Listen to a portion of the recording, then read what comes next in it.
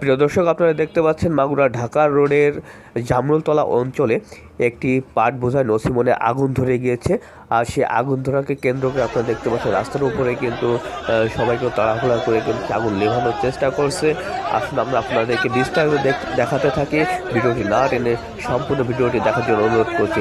প্রিয় দর্শক, আপনারা কে কোথা থেকে ভিডিও দেখছেন অবশ্যই কমেন্ট বক্সে জানাবেন।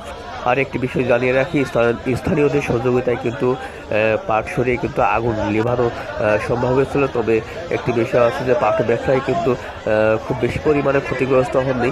তবে যদি আগুন নেভানো সম্ভব না হতো কিন্তু বড় আকারে একটি ক্ষতির সম্মুখীন হতো বলে ধারণা করা যাচ্ছে।